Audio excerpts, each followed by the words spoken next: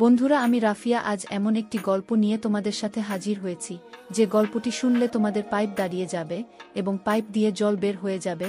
তাই আজকের গল্পটি শোনার আগে অবশ্যই হেডফোন ব্যবহার করো। আর বন্ধুরা, তোমরা যারা আমার ইমো নাম্বার চাও তারা পুরো গল্পটি শুনতে থাকো, কেননা আজকের গল্পের মাঝে আমি আমার ইমো নাম্বারটি দিয়ে দিব এবং তোমরা সবাই আমার সাথে ভিডিও কলে কথা বলতে পারবে। তাহলে চলো আজকের গল্পটি শুরু করি। কুলসুম একটা চাকরির জন্য অনেক অফিসে ঘুরে ঘুরে ব্যর্থ হলো। কোথাও চাকরি হয়নি কুলসুমের। একদিন কুলসুমের চাচা কুলসুমকে একটা ঠিকানা দিয়ে বলল, এই লোকের কাছে গেলে তোর চাকরি হবে, আমি বলে দিব। কুলসুম চাচার কথায় খুশি হয়ে বলল, আমি যাব। তারপর সেই বস কুলসুমের ইন্টারভিউ রাতে ফাইনাল করল। কুলসুম কোনো উপায় না পেয়ে রাতেই ইন্টারভিউ দিতে গেল। তারপর ইন্টারভিউর নামে বস কুলসুমের সাথে এক রাতে 4 বার, ভাবতেই পারছি না। বাকিটা গল্পতেই বলছি। বাবা হঠাৎ করেই স্ট্রোক করে মারা গেল। ওর কোনো ভাই বোন নেই, এমনকি সেরকম কোনো নিকট আত্মীয় নেই যে ওদেরকে সাহায্য করবে। তার উপর তার মা অসুস্থ। তাই হঠাৎ করেই কুলসুমের উপর তার সংসারের পুরো দায়িত্ব এসে পড়ল। সে সবে মাত্র এসএসসি পাশ করেছে। সে জানে না তার এই যোগ্যতা দিয়ে কোনো চাকরি পাবে কিনা। সারাদিন বিভিন্ন অফিসে ঘুরে ব্যর্থ হয়ে অবশেষে ক্লান্ত হয়ে সে তার বাসায় ফিরে আসে। পরদিন ওদের বাসায় কুলসুমের এক দূরসম্পর্কের চাচা বেড়াতে আসলেন। ওনাকে কুলসুম একটা ফোঁটাও পছন্দ করে না। কুলসুম যখন ছোট ছিল এই লোক অনেক দিন পর পর আসত আর কুলসুমের দিকে তাকিয়ে থাকত। লজ্জায় এসব কথা কাউকে বলতে পারেনি ও। আজও এই লোকটিকে দেখে কুলসুম খুশি হতে পারল না। সে সালাম দিয়ে চাচাকে ড্রয়িং রুমে বসিয়ে রেখে ভিতরে চলে গেল। একটু পরেই চাচা আবার তাকে ডেকে পাঠালেন। সে এসে সোফায় বসল। অনেক দিন পর কুলসুমকে কাছ থেকে দেখতে পেল ওর চাচা সিরাজ উদ্দিন। শুনলাম তুমি নাকি চাকরির চেষ্টা করছো? জি চাচা, অনেক কষ্টে গলা স্বাভাবিক রেখেছে কুলসুম। শোনো বেটি, এভাবে রেফারেন্স ছাড়া তো আজকের দিনে কোনো চাকরি পাবে না তুমি। তোমাকে আমি একটা লোকের ঠিকানা দিচ্ছি, তুমি কালই ওনার সাথে যোগাযোগ করবে। আমি বলে রাখব, তোমার চাকরি ইনশাল্লাহ হয়ে যাবে। চাকরির এরকম অভাবনীয় সুযোগের কথা চিন্তা করে কুলসুম খুশি হয়ে গেল। এমনকি নিচু হয়ে চাচাকে সালামও করে ফেল। তার চাচা কুলসুমের দিকে তাকিয়ে রইল। কুলসুম উঠে উপরে তাকাতেই উনি অনেক কষ্টে চোখ সরিয়ে নিলেন। বড় হওয়ার পর কুলসুমকে অনেকদিন পরে দেখে চাচার মাথা খারাপের মতো অবস্থা হয়ে গিয়েছিল। কুলসুমের মতো একই সাথে এরকম মেয়ে সচরাচর দেখা যায় না। পরদিন সকালে কুলসুম ঠিকানা অনুযায়ী উত্তরার একটা অফিসে গিয়ে দিদার নামে ওখানের ম্যানেজারের সাথে দেখা করল। কুলসুমকে এক নজর দেখেই দিদার চমকে উঠল। এদেশে এখনো এরকম মেয়ে আছে? সে নিজেও অনেক সুন্দর। বহুদিন কানাডায় ছিল সে। মেয়েটি দেখতে একদম কানাডা দেশের মেয়ের মতো। কুলসুমকে দেখে ওর তাদের কথা মনে হয়ে গেল। নিজের দেশেই যে এমন সুন্দরী মেয়ে আছে তা তার ধারণা ছিল না। মনে মনে সিরাজ সাহেবের চয়েজের প্রশংসা করল সে। মুখে বলল, সিরাজ উদ্দিন তোমাকে পাঠিয়েছেন তো মনে করো চাকরিতে এক পা দিয়েই রেখেছ, তবে তোমার নিজেকে প্রমাণ করতে হবে, বুঝেছ? জি স্যার, কুলসুম নত মুখে বলল। ভালো, তোমার মতোই মেয়ে আমাদের অফিসে দরকার। তোমার মতো মেয়ে অনেক দিন যাবৎ খুঁজেছি, পাইনি। আজ পেয়েছি। আমি আশা করি তুমি অফিসের কাজ খুব সুন্দরভাবে করতে পারবে। তাহলে আজ সন্ধ্যায় আমাদের হেড অফিসে চলে এস, ওখানেই তোমার ইন্টারভিউ হবে। সন্ধ্যায় ইন্টারভিউ? কুলসুম অবাক হয়ে যায়। আমাদের কোম্পানি সময়ের মূল্যতে বিশ্বাস করে, তাই অফিস টাইমে ইন্টারভিউ নিয়ে সময় নষ্ট করা হয় না। কোনো আপত্তি আছে তোমার? না স্যার, ওকে দেন। এই নাও ঠিকানা, ঠিক 7টার মধ্যে চলে এসো। কুলসুম ঠিকানা লেখা কাগজটা হাতে নিয়ে বের হয়ে আসে। সে দিদার সাহেবের ব্যবহারে খুশি হয়েছে।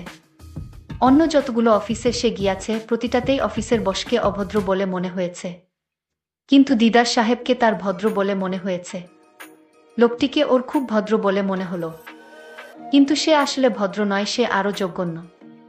সন্ধ্যায় খুঁজে খুঁজে উত্তরার অভিজাত এলাকায় এক বিশাল বাড়ির সামনে এসে দাঁড়ালো কুলসুম। দারোজান গেট খুলে ওকে সোজা 4তলায় চলে যেতে বলল। 4তলায় এক বিশাল ড্রয়িং রুমে ঢুকে কুলসুম দিদার সাহেবকে দেখে চিনতে পারল। ওনার সাথে অন্য একজন অপরিচিত লোক ছিল। সে দুজনকেই সালাম দিল, কিন্তু দুজনের কেউই জবাব না দিয়ে বলল, এত সম্মান করতে হবে না আমাদের। দিদার সাহেব যেন হঠাৎ সম্বিত ফিরে পেয়ে তাকে বসতে বলল। উনি হচ্ছেন আমার পার্টনার জসিম। দিদার কুলসুমকে অন্য লোকটার সাথে পরিচয় করিয়ে দিল। কুলসুম সোফায় গিয়ে বসতেই জসিম উঠে এসে ওর পাশে একেবারে পাশে বসল। দিদার, আপনি ঠিকই বলেছেন। কুলসুম আসলেই একজন দক্ষ মেয়ে, জসিম দিদার দিকে ফিরে বলল। কুলসুম কিছুই বুঝতে না পেরে ফ্যালফ্যাল করে তাকিয়ে রইল। জসিম আবার কুলসুমের দিকে ফিরে তাকালো। জসিম তার বাজে আচরণ করার চেষ্টা করল। এসব দেখে কুলসুম চট করে উঠে দাঁড়ালো। কি করছেন আপনারা এসব? এই বুঝি আপনাদের ইন্টারভিউ? দিদার হা হা করে হেসে উঠল। জসিমও হাসতে হাসতে বলল, আমাদের ইন্টারভিউ যদি তুমি পাশ করতে পারো তাহলে চাকরিটা তোমার কনফার্ম হয়ে যাবে।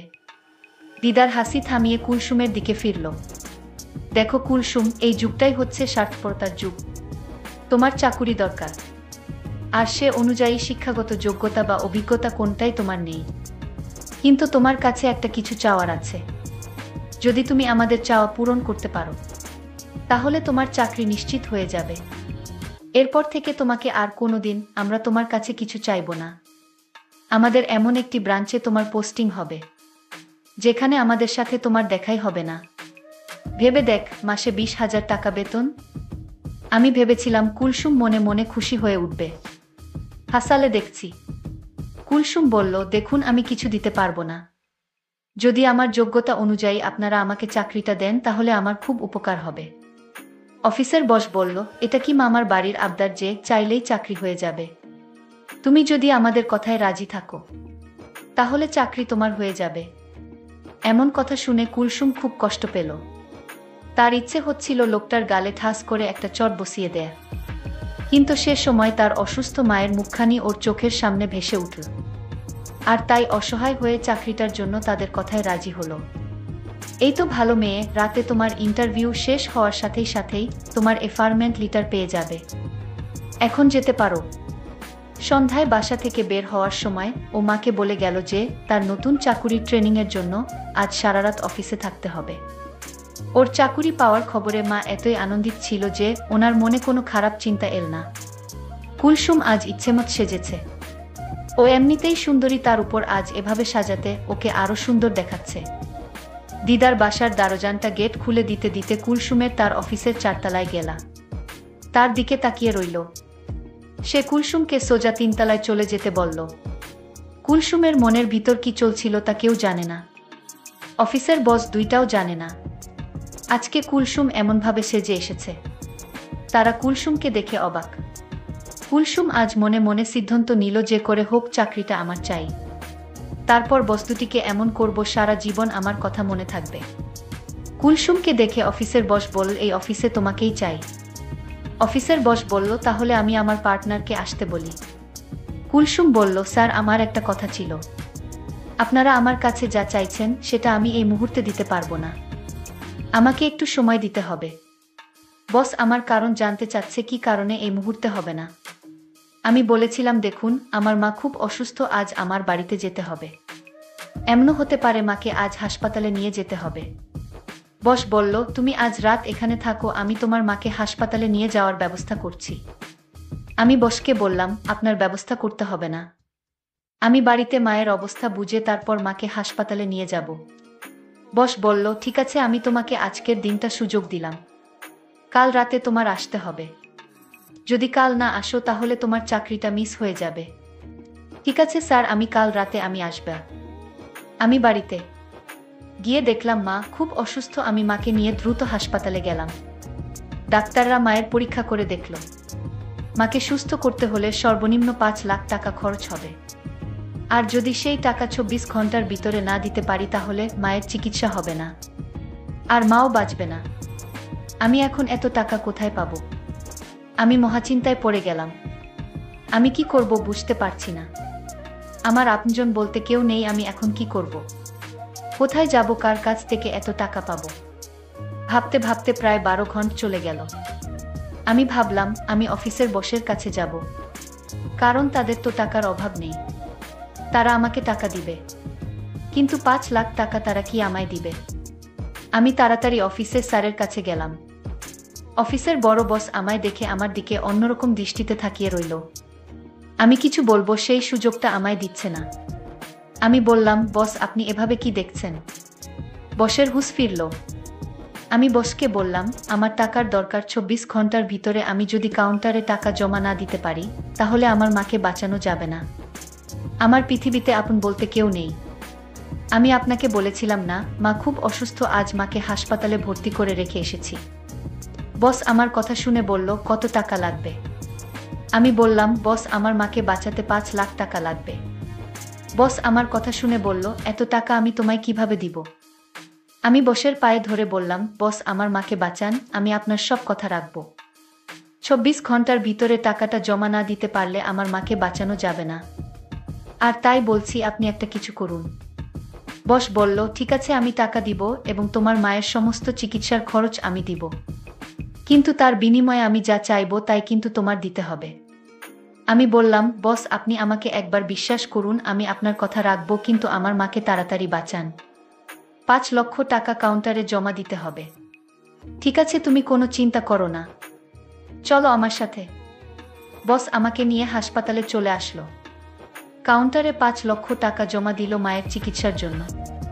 টাকাটা জমা দেওয়ার সাথে সাথে মায়ের চিকিৎসার কার্যক্রম শুরু হয়ে গেল। আমি বসকে বললাম, আপনাকে কিছু বলার ভাষা আমার নেই। আপনি যা চাইবেন তা পাইবেন যদি আমার কাছে থাকে।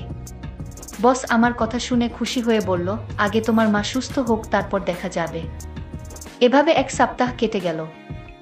আমার মা নতুন জীবন ফিরে পেল। আমার মায়ের জ্ঞান ফিরা মাত্রই মা আমাকে জিজ্ঞেস করলেন, তুই এত টাকা কই পাইলি মা? আমি বললাম, মা আমার অফিসের বস আমাকে টাকাটা দিলেন, আমি না হয় চাকরি করে পরিশোধ করে দিব। মা বলল, তুই চাকরি করে এত টাকা পরিশোধ করতে পারবি? এই মুহূর্তেই বস আমার মাকে দেখতে এলো।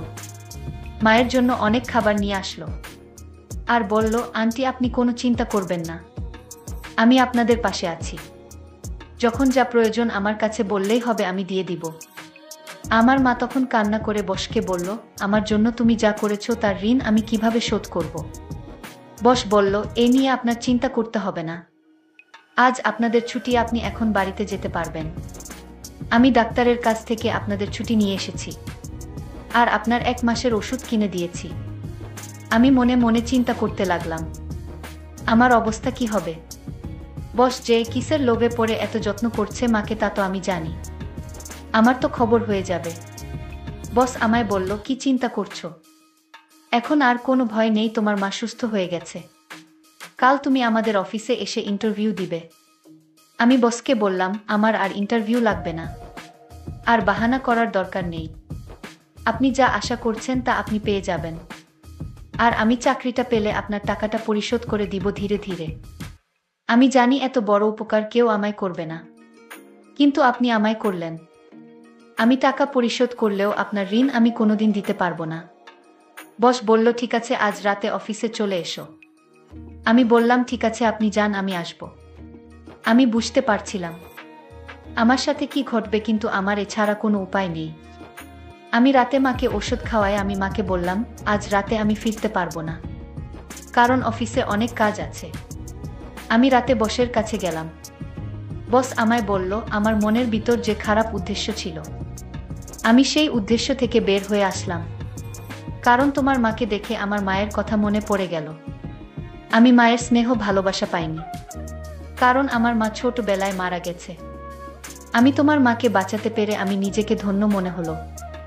আমি তোমার উপর যত শর্ত ছিল তা আমি তুলে নিলাম। আমার কথায় যদি তুমি কষ্ট পেয়ে থাকো তাহলে আমায় ক্ষমা করে দিও। আমি বসের মুখের কথা শুনে আমার চোখে পানি এসে গেল।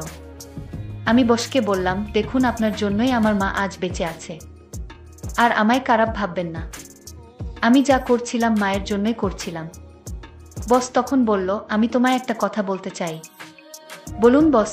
আমি তোমার দায়িত্ব নিতে চাই, মানে আমি তোমাকে বিয়ে করতে চাই যদি তোমার আপত্তি না থাকে।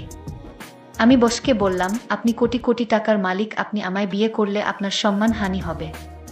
বস তখন বলল, দেখো আমার মা নেই, আমি তোমার মায়ের সেবা করে যেতে চাই, প্লিজ তুমি না করো না। আমি বসকে সেলুট দিয়ে বললাম, আপনার মতো মানুষ যদি প্রতিটি প্রতিষ্ঠানে থাকতো তাহলে কোনো মা অসুস্থ অবস্থায় মারা যেত না। ঠিক আছে, আমার কোনো আপত্তি নেই। আপনার মতো মানুষ আমার পাশে থাকলে আমার বাকি জীবনটা ভালোই কাটবে। বন্ধুরা, আজকের গল্পটি কেমন লাগলো তা অবশ্যই কমেন্ট করে জানাবেন। আর এরকম নতুন নতুন গল্প পেতে আমাদের চ্যানেলটিকে সাবস্ক্রাইব করে পাশে থাকুন। ধন্যবাদ।